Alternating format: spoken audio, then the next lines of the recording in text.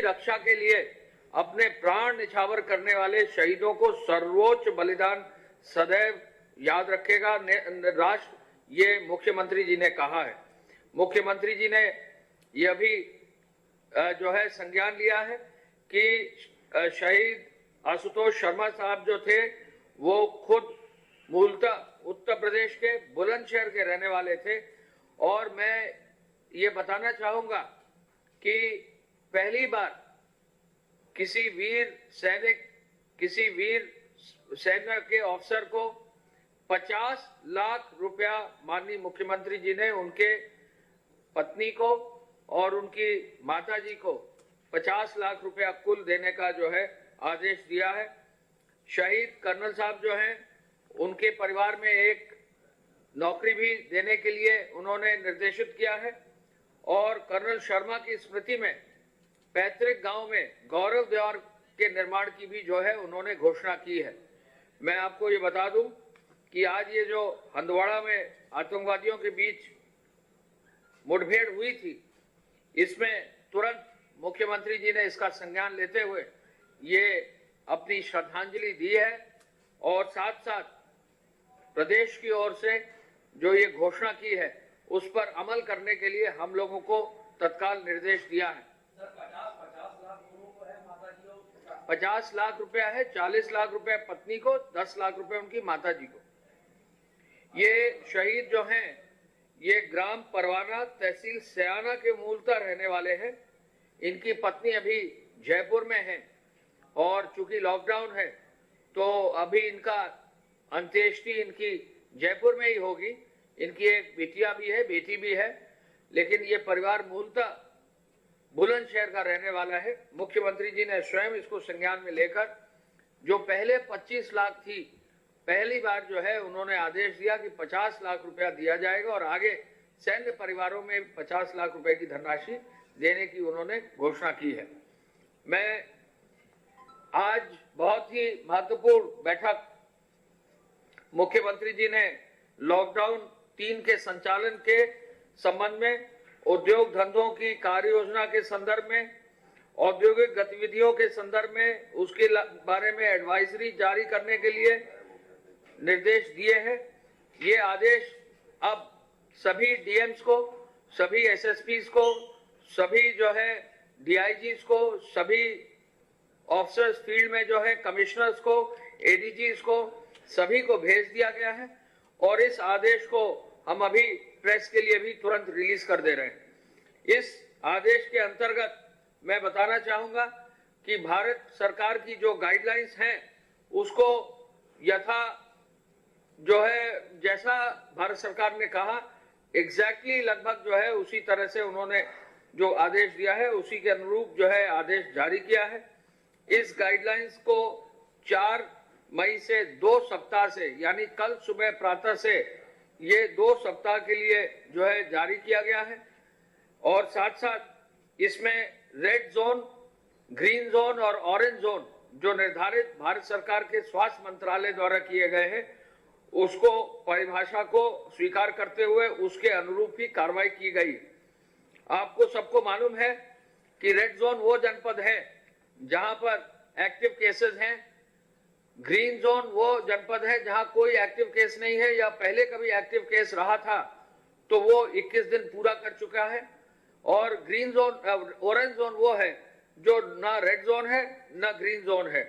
तो भारत सरकार की गाइडलाइंस के अनुरूप जो है निर्देश आज जारी किए गए हैं और उस निर्देश के तहत जो सबसे महत्वपूर्ण पार्ट है वो कंटेनमेंट जोन के संदर्भ में है, यानी जहां हॉटस्पॉट्स हैं उनके निर्धारण का है। हमें बताने में ये खुशी है कि जो उत्तर प्रदेश के हॉटस्पॉट्स की नीति माननीय मुख्यमंत्री जी ने तय की थी लगभग उसी के अनुरूप भारत सरकार की गाइडलाइंस अब कंटेनमेंट जोन की आई है। कंटेनमेंट जोन में जो निर्देश डीएम और सभी अधिकारियों को, जिले के पुलिस के अधिकारी और हेल्थ डिपार्टमेंट के विशेष रूप से अधिकारियों को निर्देश दिया गया है वो यह है कि प्रत्येक केस की कॉन्टैक्ट मैपिंग की जाएगी, यानी वो किससे मिला है, संक्रमण किससे उसको प्राप्त हुआ, उसने अपने परिवार को कहीं संक्रमित तो नहीं किया, उसके जानने वाले, मिलने वाले ये कॉन्टैक्ट ट्रेसिंग करना प्रत्येक केस में अनिवार्य होगा। केसों और कॉन्टैक्ट्स का भौगोलिक विस्तार जो है पूरा चेक करना होगा, यानी अगर पहला केस यहाँ है, उसका किसी से जो है किसी को अगर इन्फेक्शन हुआ है तो उसका भी ज्योग्राफिकल एरिया पूरा तय करने का निर्देश मिला है। चिन्हित क्षेत्र की युक्तिपूर्ण सीमा निर्धारण करना होगा। जो हॉटस्पॉट्स हैं उसके लिए उत्तर प्रदेश सरकार ने जो निर्देश स्वास्थ्य विभाग से हमारे स्वास्थ्य विभाग के तरफ से जो इनपुट आया है उसके बेसिस पर जो निर्देश दिए गए हैं वो इस प्रकार है कि जो भी हॉटस्पॉट है, यानी एक या एक से अधिक केसेस अगर हैं शहरी क्षेत्र में, तो वो पूरा मोहल्ला, वो पूरी लोकेलिटी 1 किलोमीटर के दायरे के साथ जो है हॉटस्पॉट घोषित रहेगी। यदि ग्रामीण क्षेत्र है तो यदि वहां एक से अधिक केसेस हैं तो 1 किलोमीटर का दायरा राजस्व ग्राम का लेते हुए, कम से कम 1 किलोमीटर का दायरा लेते हुए उसे हॉटस्पॉट घोषित किया जाएगा। और यदि एक केस मात्र है और उसमें एक ही केस है तो फिर वो कंप्लीट मोहल्ला लोकेलिटी होगी शहरी क्षेत्र में, लेकिन उसका 400 मीटर के विदिन जो है रेंज के अंदर पूरा हॉटस्पॉट डिक्लेयर होगा। यानी 400 मीटर से कम कोई भी हॉटस्पॉट सिंगल केस में भी नहीं निर्धारित किया जाएगा। और ग्रामीण क्षेत्र में भी यदि किसी गांव में एक केस अगर है तो उस गांव में पूरा राजस्व ग्राम होगा, लेकिन 400 मीटर से कम जो है किसी भी रूप में नहीं होगा। तो ये 1 किलोमीटर की एक से अधिक केसेस के मामले में और एक केस के मामले में 400 मीटर की जो बंदिश है, ये अतिरिक्त जो है एक रेस्ट्रिक्शन उत्तर प्रदेश सरकार ने लगाया है, जिससे कि हॉटस्पॉट्स का मैनेजमेंट बहुत मजबूती से किया जा सके। हम आपको ये भी बता दें कि इस हॉटस्पॉट के मैनेजमेंट में जो सर्वेलेंस मैकेनिज्म है उस पर ये निर्देश मिले हैं कि प्रत्येक हॉटस्पॉट में प्रत्येक घर में व्यक्ति जो होगा उसका आरोग्य ऐप डाउनलोड होगा। तो हमारी अपील है कि पूरे प्रदेश में जो भी हॉटस्पॉट्स हैं उनके हर व्यक्ति जो उस हॉटस्पॉट के अंदर है आरोग्य ऐप को डाउनलोड करे। जिला प्रशासन और पुलिस और सीएमओ की पूरी टीम इसको चेक भी करेगी, सहयोग भी देगी। कहीं सिखाने की जरूरत है सिखाएगी भी। यदि आपके पास स्मार्टफोन है तो अवश्य अगर आप हॉटस्पॉट के एरिया में हैं अपने आरोग्य ऐप का अगर आप डाउनलोड कर लेंगे तो इससे आपकी सेफ्टी होगी, आपके परिवार की सेफ्टी होगी। और कहीं भी जो है अगर आपको आगे भविष्य में समस्या आएगी तो ये आरोग्य ऐप आपको सलाह देता रहेगा। इसके साथ साथ जो निर्देश हॉटस्पॉट्स में है वो आपको मालूम है कि वहां पर हॉटस्पॉट में ये भी निर्देश दिए गए हैं कि door to door, house to house surveillance होगा। यानी प्रत्येक हॉटस्पॉट का हर घर का अंदर जो भी व्यक्ति रह रहा है उसका सर्वेलेंस होगा। प्रत्येक घर में जो अंदर रह रहा है यदि किसी को एक्यूट रेस्पिरेटरी इन्फेक्शन है, सिवियर एक्यूट रेस्पिरेटरी इन्फेक्शन सारी अगर है, या इन्फ्लुएंजा लाइक इलनेस है यानी फ्लू है, यानी कोई किसी को जो है फ्लू है, बुखार है, तो ऐसे कोई भी लक्षण जो हैं यदि हैं तो मेडिकल टीम वहां हॉटस्पॉट के अंदर टेस्ट करेगी और इनको टेस्ट करने के बाद तुरंत इनका जो है चिकित्सकीय सुविधा दी जाएगी और इनका तुरंत टेस्ट भी आगे कोविड का टेस्ट और जो बाकी मेडिकल प्रोसीजर है उसको लागू किया जाएगा। लोगों को काउंसलिंग भी की जाएगी, जागरूकता भी दी जाएगी और ये भी देखा जाएगा कि एक एक केस का क्लिनिकल मैनेजमेंट मॉनिटर करने का भी निर्देश जैसा भारत सरकार ने कहा है वैसे ही प्रदेश सरकार भी अपने स्तर पर कर रही थी और आगे भी करती रहेगी। हॉटस्पॉट के क्षेत्र में कहीं कोई कमी नहीं रहेगी, वहां पर हर व्यवस्था रहेगी और वहां अगर चिकित्सकीय आपातकालीन कोई स्थिति है तो वो भी व्यवस्था की जाएगी। यदि आवश्यक वस्तुएं और सेवाएं दी जानी है उनकी भी आपूर्ति की जाएगी। जिन चीजों को प्रतिबंध लगाया गया है वो कृपया नोट करना है। विमान सेवाओं को लॉकडाउन 3 के अंतर्गत घरेलू और अंतर्राष्ट्रीय दोनों विमान सेवाओं को प्रतिबंधित किया गया है। केवल चिकित्सकीय आपात स्थिति में एयर एम्बुलेंस की अनुमति रहेगी, अन्यथा कोई भी किसी भी तरह की विमान की सेवा की अनुमति नहीं होगी। यात्री रेल के आवागमन पर प्रतिबंध रहेगा, लेकिन जहां गृह मंत्रालय भारत सरकार द्वारा अनुमति दी जा रही है, आपको मालूम है कि अब हमारे यहाँ हमारे जनपद में एक पहली ट्रेन लखनऊ में आई सुबह 6 बजे, दूसरी ट्रेन जो है हमारी कानपुर में आई वो सुबह 9 बजे, तीसरी ट्रेन अभी हमारी दोपहर में आ गई है आगरा में, चौथी ट्रेन हमारी अभी गोरखपुर में कल आज रात को यानी अर्ली मॉर्निंग जो है 2 ट्रेन एक साथ गोरखपुर में आएंगी। तो इस तरह से अब ट्रेनों का आवागमन शुरू हो गया है, तो केवल ऐसी ट्रेनों को ही अनुमति रहेगी और ये भी पॉइंट टू पॉइंट रहेंगे, यानी कोई इसमें चढ़ नहीं सकेगा। जो आ रहे होंगे वो केवल गंतव्य स्थान पर जाकर उतरेंगे और वहीं उतरकर बसों में बैठकर फिर चेकिंग उनकी होगी और चेकिंग के बाद उनका क्वारंटाइन किया जाएगा। यदि वो सही होंगे तो होम क्वारंटाइन में जाएंगे, यदि उनमें कोई चिकित्सकीय जो है आगे परीक्षण करने की आवश्यकता होगी तो वो इंस्टीट्यूशनल क्वारंटाइन में जाएंगे। मेट्रो रेल पर चलाने पर प्रतिबंध है। सभी प्रकार की स्कूल, कॉलेज, शैक्षिक संस्था को चलाने पर प्रतिबंध है। चिकित्सा के जो क्षेत्र में वहां पर जो है कारण से यदि आवागमन है तो उसकी अनुमति होगी अंतरराज्यीय, लेकिन बाकी सामान्यतः जब तक की कोई अनुमति ना हो अंतरराज्यीय आगमन पर कोई अनुमति नहीं होगी। हॉस्पिटैलिटी सर्विसेज यानी कि जो भी होटल्स और बाकी चीजें हैं वो नहीं खुलेंगी। Cinema, mall, shopping centres, gym, खेल परिसर, तरणताल ये सब कुछ भी नहीं खुलेगा। मनोरंजन पार्क, असेंबली हॉल, कोई भी किसी तरह की कार्रवाई अलाउड नहीं होगी। समस्त राजनीतिक, खेल, मनोरंजन, शैक्षिक, सांस्कृतिक, धार्मिक कार्यक्रम या अन्य कोई भी सामूहिक गतिविधि को अनुमति नहीं होगी, जैसा कि निर्देश मिला है। समस्त धार्मिक स्थल, पूजा स्थल जन सम्मान हेतु हर हालत में बंद रहेंगे। कोई धार्मिक जुलूस आदि पूर्णतः निषिद्ध रहेगा। जन सामान्य की सुरक्षा के उपाय के लिए जो गैर आवश्यक गतिविधियां हैं वो सुबह 7 बजे से शाम 7 बजे तक ही अलाउड होगा। स्थानीय प्रशासन प्राधिकारी ये देखेंगे कि 144 के अंतर्गत जो आदेश है उनका पालन हो।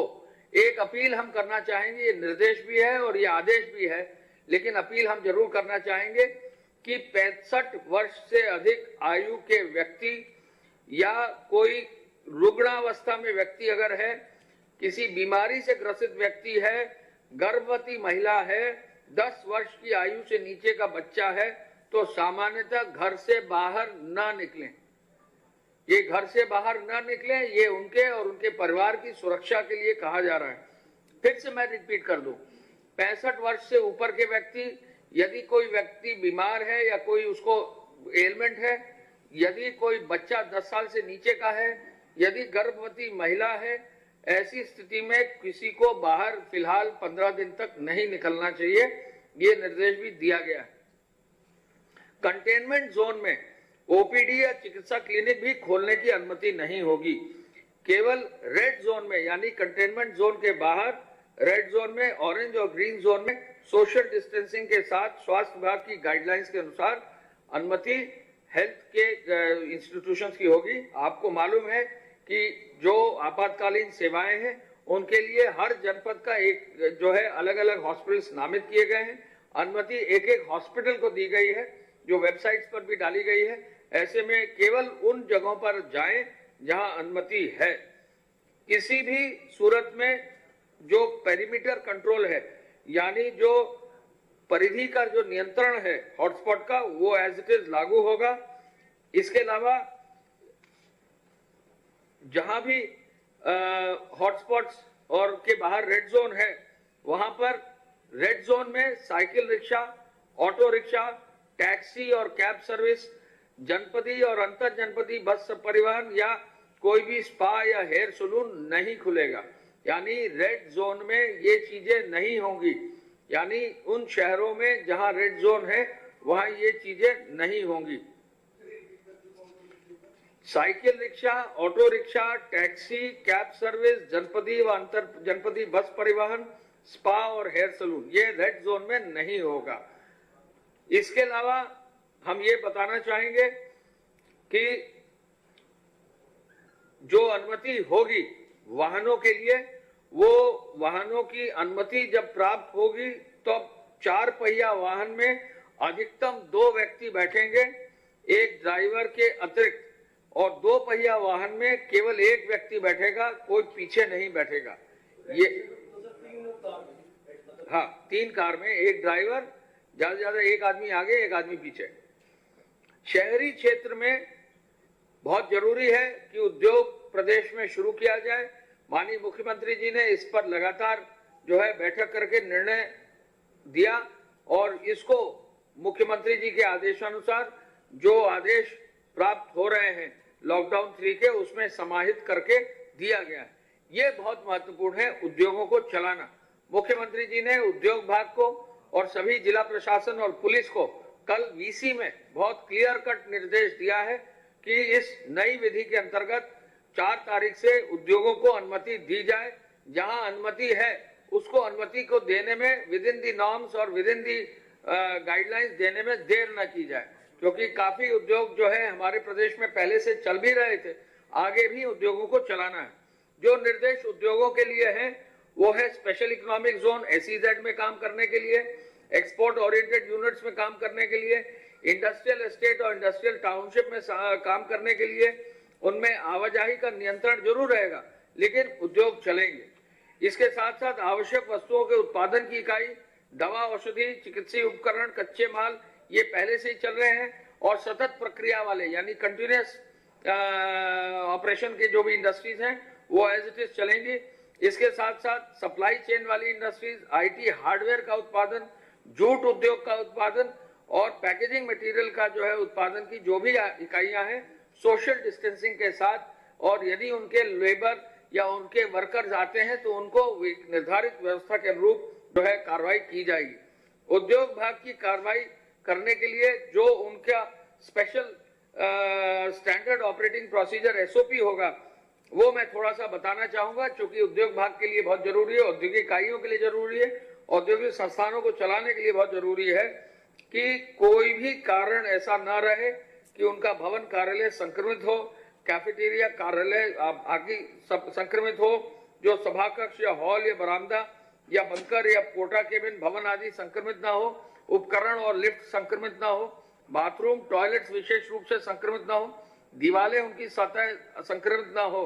तो इसके लिए ये निर्देश दिया है कि रेड और ऑरेंज जोन में 50 से अधिक श्रमिक वाले जो प्रतिष्ठान होंगे उनको जो है सार्वजनिक परिवहन प्रणाली या किसी प्रकार की निर्भरता के बिना विशेष परिवहन की व्यवस्था दी जाएगी। इन वाहनों को 50% की यात्री क्षमता से चलाया जाएगा।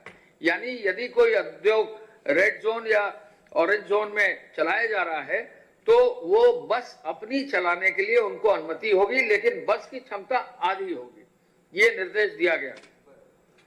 परिसर में प्रवेश करने वाले सभी वाहन, मशीनरी और जो भी इक्विपमेंट आएगा उसका कीटनाशक स्प्रे करेंगे वो, यानी जो भी डिसइंफेक्टेशन होता है वो करेंगे। कार्यस्थल में प्रवेश करने और बाहर निकलते टाइम थर्मल स्कैनिंग होगी। आपने सबने देखा है थर्मल स्कैनर सब जगह है, बहुत आसान है, करना चाहिए। जो भी कर्मी और श्रमिक होंगे उनका बीमा होगा और साथ साथ हाथ धोने और सैनिटाइजर की विशेष व्यवस्था। इस बुलेटिन में फिलहाल बस इतना ही। देश दुनिया की तमाम बड़ी खबरों के लिए आप बने रहिए भारत समाचार के साथ।